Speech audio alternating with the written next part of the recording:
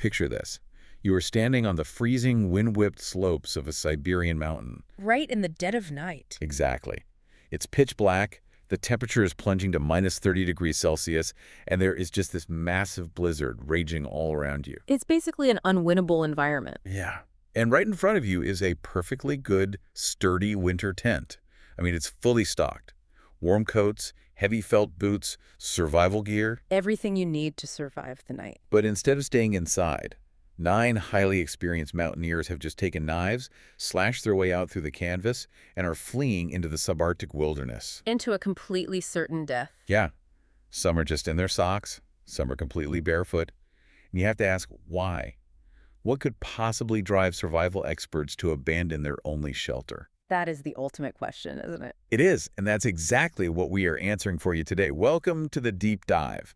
We're taking you way past the decades of, wild internet conspiracies, and we're pulling from a massive stack of actual sources to get to the bottom of this. Oh, absolutely. We're looking at forensic pathology reports, historical archives. Declassified Russian government investigations. Right, and even cutting-edge Swiss avalanche simulations. We are unpacking the infamous Dyatlov Pass incident of 1959. A completely wild story. It really is. Our mission today is to synthesize the facts of the case, separate the actual science from the science fiction, and understand what really happened on the slopes of Kholat Shao. Which, ominously enough, translates to Dead Mountain. Yeah, you really can't write this stuff. But by the end of this deep dive, you are going to have the ultimate toolkit to understand one of the 20th century's most baffling mysteries. We're bypassing the information overload entirely. So, to understand why they died, we first have to look at the bizarre puzzle they left behind. Because honestly, the physical evidence at the scene just defies all basic survival logic. It really does. Let's set the stage for you. It's the late 1950s in the USSR. This is the era of the Khrushchev Thaw. Right, so a time of relative liberalization. Yeah, widespread optimism, and there was this massive state-sponsored push for physical culture. And that cultural backdrop is so vital to understand, because these weren't, amateurs making rookie mistakes in the woods. Not at all. The group was led by a 23-year-old radio engineering student named Igor Dyatlov.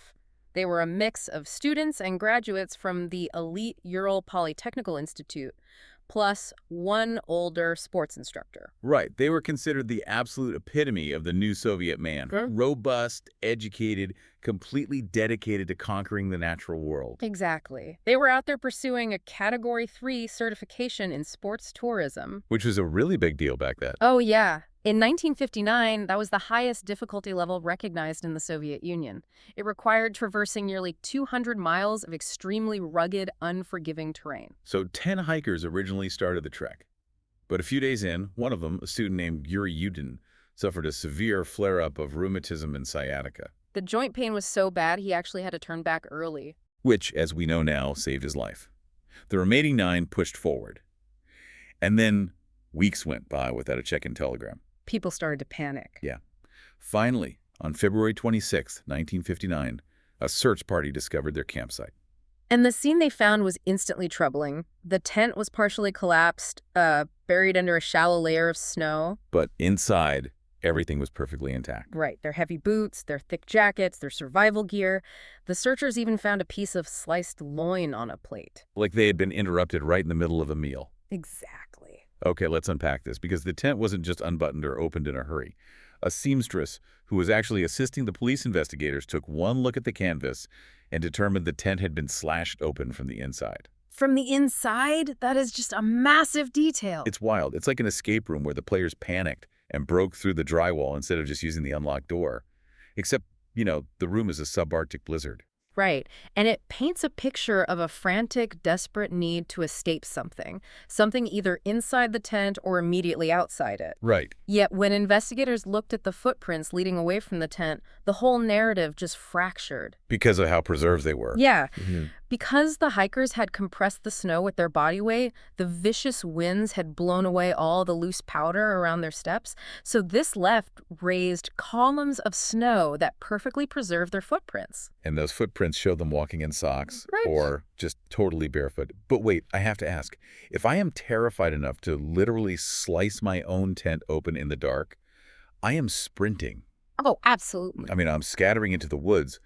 Why does the evidence show them walking away calmly in a single-file line? It is the defining contradiction of the entire case. They were moving downhill toward the tree line in a totally orderly fashion. There was zero evidence of running, no stumbling over one another. Makes no sense. But whatever discipline they maintained during that mile-long walk, it didn't save them. The bodies were discovered in 3 distinct groups over the next few months. And, well, the state they were in only deepened the mystery. Let's break down those groups.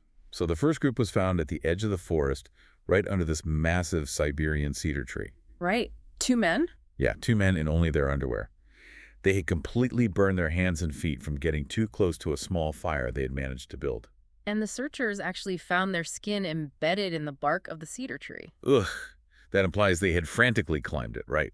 Maybe to snap off branches or maybe to look out for something back up the hill. Exactly. Then, between that cedar tree and the abandoned tent, right on the open slope, searchers found 3 more hikers. This included Igor Dyatlov himself. Yes. And they were frozen in poses that clearly indicated they were trying to crawl back up the mountain toward the tent. So they essentially succumbed to hypothermia on that agonizing climb back. Yeah.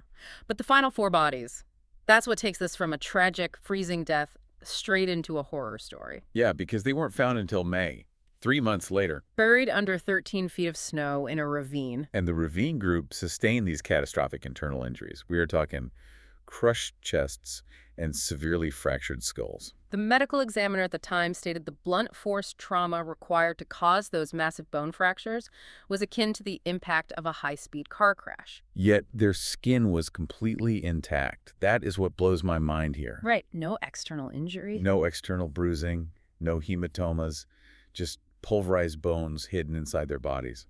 Plus, 2 of the victims were missing their eyes, and Lyudmila Dubinina was missing her tongue. And missing soft tissue with 0 external bruising. That just doesn't happen in a normal hiking accident. No. Or at least that's what the 1959 investigators thought. Which is exactly why they stopped looking at the snow and started looking for human or military intervention. Ah, the cover-up theories. Yes, the technogenic and criminal theories. Let's look at the strange environmental anomalies that threw gasoline on this fire. First, forensic analysts found actual radiation, specifically beta emitters on the clothing of 2 of the ravine victims. Yeah, the radiation is a huge sticking point for people. But before we move on, what exactly is a beta emitter? Like, how does that differ from a nuclear bomb going off? That is a crucial distinction to make. A beta emitter is a specific type of radioactive particle. So unlike gamma radiation, which penetrates the entire body from a huge blast, beta particles are actually relatively weak. Okay. They sit on surfaces like dust or ash, and they contaminate clothing. But the fact that any radioactivity was found on a pristine mountain immediately raised huge red flags. Right. And furthermore, witnesses in nearby villages, about 31 miles away, reported seeing glowing orange orbs, or fireballs, in the sky on the exact night the hikers died. So the immediate assumption was secret Soviet weapons testing. Naturally. One prominent theory suggests those orbs were failures of R-12 ballistic missiles. These missiles utilize hypergolic fuel. It's a type of rocket propellant where the fuel and the oxidizers spontaneously ignite the moment they touch each other. There's no spark required. Oh, wow. So if a rocket malfunctioned overhead, that unburned fuel could fall and create a highly toxic nitric acid fog. And if that caustic fog started descending on the tent? It would perfectly explain why they slashed their way out and marched down the mountain, right, to escape the gas. Okay, another military theory points to parachute mines. These are basically horrific weapons designed to deploy from an aircraft and detonate in the air above the ground. Creating a massive concussive pressure wave. Exactly. And that pressure wave would perfectly explain how the hikers suffered car crash-level internal injuries and shattered ribs without anything sharp actually breaking their skin. It is a really compelling narrative. Initially, though, before the military theories took hold, local investigators actually blamed the indigenous Mansi people. Right, the local murder theory. Yeah, they theorized the hikers might have trespassed on a sacred mountain peak and were murdered for it, but this was quickly dismissed. Well, the Mansi were historically very peaceful. Plus, there were 0 extra footprints found anywhere near the scene. And incredibly valuable items like cameras and 2,000 rubles were left completely untouched in the tent. So the local murder theory falls apart fast. But the military theory still has that hard radiation evidence on the clothing. How do you explain away radioactive dust? What's fascinating here is how the radiation actually connects back to the hikers' normal daily lives, not some secret weapon on Dead Mountain. Wait, really? Yeah. One of the victims, Yuri Krivonashenko, the man whose clothes had the radiation, actually worked at the top secret Mayak plutonium plant. Wait, didn't he help clean up a massive nuclear disaster? He did. He was part of the cleanup crew for the 1957 Kishtim disaster. It's one of the worst nuclear accidents in human history. He actually tried to resign from the plant due to the horrific working conditions, but the state forced him to stay. Oh, wow. So it is highly probable, almost certain really, that he simply brought that beta emitter contamination with him on his clothes from his day job. This makes total sense. And as for the missing tongue and eyes, the ravine bodies were found in a meltwater stream during the spring thaw. Ah, scavengers. Exactly. Scavengers in that environment target soft, exposed tissues first. It looks incredibly gruesome and nefarious, but it's a very common natural artifact of animal predation in the wild. Okay, here's where it gets really interesting, at least to me. I have to push back hard on the entire military cover-up theory. Let's hear it. Let's say the KGB or the Soviet military were trying to cover up a secret weapons test gone wrong. Why on earth would they leave the tent, the bodies, the journals, and the cameras right there on the mountain for a civilian search party of university students to find? It doesn't make sense. If you're going to orchestrate a deadly cover-up, leaving all the evidence on display is like a one-star review for the secret police. It's just the sloppiest cover-up imaginable. It completely defies the logistics of a state-sponsored cover-up, especially in 1950s Soviet Russia. I mean, if the military wanted them gone, they wouldn't have slashed the tent from the inside and left footprints. The entire group simply would have vanished without a trace. Exactly. So if human intervention and military weapons fall apart under logical scrutiny, we have to pivot to the mountain itself. Right. What natural force is powerful enough to crush a human ribcage like a car crash, but invisible enough to leave absolutely no trace behind? This leads us to the environmental theories, and we have to start with a very unique atmospheric phenomenon. For a long time, researchers explored the idea of infrasound, Infrasound. specifically something called a Kármán vortex street. I'll admit, that sounds like the title of a sci-fi novel. What is a vortex street? It's a fluid dynamics term. It involves high hurricane force winds flowing around a blunt, dome-shaped object. Like the smooth peak of Dead Mountain. Yes. As the wind rushes past, it creates a repeating pattern of swirling eddies or vortices. These swirling winds can act like a giant natural instrument, producing incredibly low-frequency sound waves. And that is infrasound. Exactly. It's entirely inaudible to the human ear, but it carries immense physical energy. But how does a sound wave you can't even hear make you cut through a tent and run into a blizzard? Because of how it physically interacts with human biology, those low-frequency waves can actually resonate with the fluid in your inner ear or even your eyeballs. Oh, it's disturbing. It is. This mechanical vibration sends erroneous signals to the brain. Specifically, it triggers the amygdala, which controls our fear response. Wow. It can induce feelings of profound irrational dread, severe nausea, and absolute panic.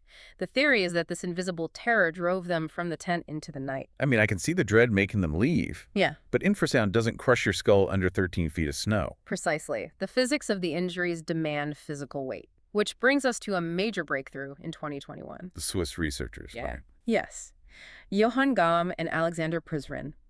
They used historical weather data and advanced computer simulations to prove that a specific type of avalanche, a slab avalanche, was not just possible, but highly likely. Wait, I thought avalanches were totally ruled out by the 1959 search teams because the slope simply wasn't steep enough for snow to slide. That was the conventional wisdom for 60 years. But the Swiss team looked closer at the topography. They found that the specific spot where the hikers dug a ledge to pitch their tent, they pitched it on a flat surface, but it had a local incline of 28 to 30 degrees. Ah, so the mountain didn't create the steep drop. The hikers altered the topography themselves to make camp. Yes. By digging that ledge into the snowpack, they undercut a heavy, dense layer of snow above them. Like pulling out a foundation. Exactly. In the hours that followed, violent gravity-driven winds known as katabatic winds swept down the mountain. These winds are incredibly dense and cold, right? Yeah, and they acted like a conveyor belt. They were loading massive amounts of snow on the slope just above the tent. Hours later, a hard, concrete-like block of snow structurally failed and slid perfectly onto the tent. So what does this all mean? Put yourself in their shoes for a second. Think about it like a game of Jenga. That's a good way to look at it. The hikers pulled the bottom block out by digging their tent ledge into the snow, but the tower didn't fall immediately. It took hours of these katabatic winds piling invisible heavy weight on the very top of the Jenga tower before the whole thing suddenly snapped. That is a perfect way to visualize the delayed reaction, and this specific type of slab avalanche perfectly explains the car crash injuries. How so? You see, the hikers had lined the floor of their tent with their wooden skis. They did this to create a rigid, insulated bed frame to keep them off the ice. Right. When this dense, heavy slab of snow struck them from above, their bodies had nowhere to yield. They were crushed between the falling block of ice and the stiff skis beneath them. It caused devastating internal bone fractures without leaving external bruises, exactly like the autopsy showed. And the way the Swiss scientists actually proved this mechanism is genuinely wild. They needed to model how a block of snow shatters and flows over a tent.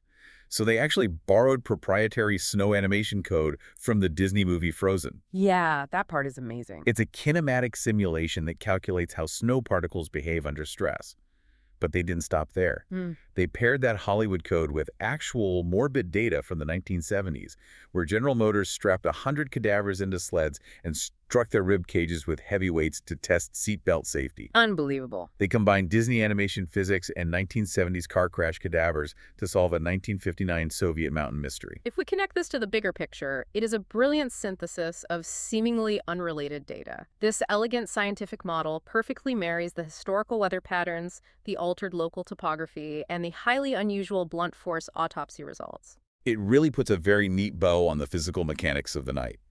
But, it doesn't satisfy everyone in the scientific community, does it? No, it doesn't, because as brilliant as the Disney and GM simulation is at explaining the crushed ribs, we have to look at the tragic reality of survival. There is counter-evidence that still doesn't perfectly fit the avalanche model. Right. For instance, scientist Vladimir Borzenkov points out a massive, glaring flaw in the avalanche theory. The photos. Yeah. He notes that the 1959 search party photos show absolutely no avalanche debris.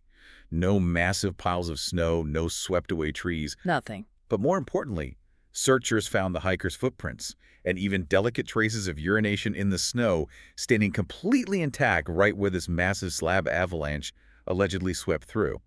If a heavy block of snow slid down that slope, those delicate columns of snow would be instantly wiped out. It is an incredibly strong rebuttal. I mean, how do footprints survive an avalanche? It brings the focus away from the mechanics of snow and back to the anomalies of human psychology and the brutal physiological reality of freezing to death. Like the paradoxical undressing. That's always been one of the creepiest details. Why were the cedar tree victims found naked or in their underwear in minus 30 degrees? It sounds insane until you understand the neurology of freezing. As severe hypothermia sets in, your body initially constricts all blood vessels near the skin to keep your core organs warm. A survival mechanism. Yeah, but eventually, the muscles controlling those blood vessels become exhausted and fail. When they relax, a huge surge of warm blood rushes from your core back to your freezing extremities. Oh, God. The brain's thermoregulatory system in the hypothalamus completely misfires. The victims experience a sudden false sensation of intense burning heat. In their final delirious moments, they feel like they are quite literally on fire, so they strip off their clothes to cool down, accelerating their own death. That is just horrifying. And what about the ravine victims, the ones who were found under 13 feet of snow? If they weren't buried by an avalanche, how did they get down there? That behavior is known as terminal burrowing, or hide and die syndrome. It is a documented behavior in the very final stages of hypothermia. Just instinct taking over. Yes. As the brain shuts down, higher cognitive functions disappear, leaving only the primitive brainstem. Victims regress to a reptilian, instinctual drive to squeeze into tight, enclosed spaces or dig small dens to conserve warmth. So they essentially buried themselves. They likely crawled into that ravine themselves, burrowing under the snow to hide from the wind, and the winter storms simply buried them under 13 feet over the next 3 months. But I have to ask, if it was just a small, localized slab avalanche like the Swiss suggested, just a block of snow big enough to crush the tent but not bury the whole camp, why didn't the uninjured hikers just dig out their boots and their heavy coats before walking down to the forest? I get the Jenga block falling, but why leave the life-saving gear behind? This raises an important question about human capability under extreme duress. You really have to put yourself in that fractured mindset. Imagine the sheer darkness of a subarctic night, compounded by screaming, hurricane-force winds and blowing snow just blinding you. Complete sensory overload. Exactly. And several of your friends just sustained catastrophic, agonizing chest injuries. They likely made what they thought was a rational, tactical choice. Retreat to the tree line where there is less wind, build a fire, create a temporary shelter, and then return for the buried gear at first light when they could actually see. That makes a tragic amount of sense. But the brutal, unforgiving cold robbed them of their physical dexterity and cognitive reasoning far faster than they anticipated. By the time they built the fire, they simply couldn't make the mile-long trek back up the slope. It's just a compounding sequence of tragic miscalculations. Exactly. Bringing all these threads together, the Dyatlov Pass incident wasn't the work of Yetis or aliens or a nefarious military hit squad. It was a perfect storm. It was irregular, altered topography, brutal katabatic weather, and a cascading sequence of survival efforts that failed one by one against an environment that leaves absolutely zero room for error. It really makes you think about why this story has captivated you and me and the entire world for decades. We are practically wired to seek out complex, sensational answers. Always. When faced with something inexplicable and terrifying, our brains want a monster. We want the KGB. We want a villain we can understand and defeat. But often the most terrifying truth of all is simply human vulnerability against the sheer, indifferent power of nature. Nature doesn't conspire. Nature doesn't need a motive, it simply acts. No, it doesn't. And before we wrap up today, I want to leave you with a final lingering thought. Something we haven't really touched on yet in all this talk of snow and science. Yeah. Think about Yuri Yudin, The 10th hiker. the young man who turned back early on January 28th because of excruciating joint pain. For 54 years, right up until his death in 2013, he was the sole survivor of a ghost story. Imagine carrying that psychological weight for over half a century, knowing that your chronic pain was the only thing that saved your life. It's unimaginable. Wondering every single day if your presence on that mountain would have somehow changed the outcome. Would an extra set of hands have dug out the boots? Would you have saved your 9 friends? Or would you have simply been the 10th body found frozen in the snow? It's a haunting burden to carry for a lifetime. It really is. Thank you for joining us on this deep dive today. Keep questioning the world around you, keep exploring the facts, and we'll see you next time.